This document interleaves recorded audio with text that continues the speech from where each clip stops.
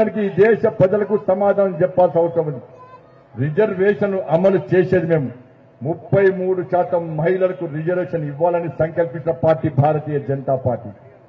చట్టసభలలో అగ్రవర్ణాల్లో పేదలకు రిజర్వేషన్ సౌకర్యం కల్పించింది Bharatiya Janata party. SC ST బీసీల కోసం తాపత్రయపడే పార్టీ కాంగ్రెస్ బీజేపీ పార్టీ. ఇలా కాంగ్రెస్ పార్టీ మతపరమైన రిజర్వేషన్లను ఇలా తీసుకొచ్చే ప్రయత్నం చేస్తున్నది. చలో నేను సవాల్ చేస్తున్నాను ఇలా గంగాధర నుంచి కాంగ్రెస్ పార్టీకి సవాల్ చేస్తున్నా.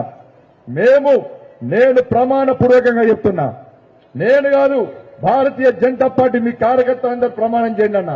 అందరు చేతులు పైకి లేపండి అన్న, అందరూ ప్రజలందరూ చేతులు పైకి లేపండి అన్న. మేము ఎట్టి పరిస్థితుల్లో రిజర్వేషన్లను రద్దు చేయమని చెప్పి అసలే చేయమని చెప్పి భగవంతుని సాక్షిగా ప్రమాణం చేస్తున్నాం. చలో మేము ప్రమాణం చేస్తాం.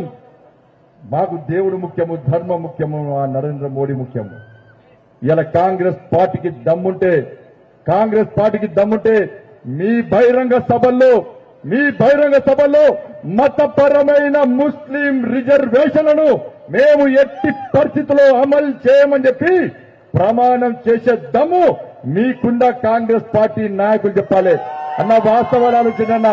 ఇలా గతంలో అంతకుముందు జరిగిన జిహెచ్ఎంసీ ఎన్నికల్లో ముస్లింలను బీసీలుగా మార్చి 4% రిజర్వేషన్లు ఇస్తే అక్కడ 30 కార్పొరేటర్లో హిందువులు గెలవాల్సిన 30 కార్పొరేటర్లో ఎంఐఎం పార్టీ గెలిచిందన్న.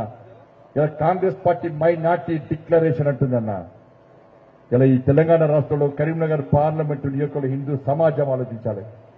ఇలా ధర్మం కోసం మేము కొట్లాడుతున్నాం, అన్ని వర్గాలను సమానంగా మేమంటున్నాం. కాబట్టి వాస్తవాలు ఆలోచించండి. ఇక్కడ ఇద్దరు అభ్యర్థులు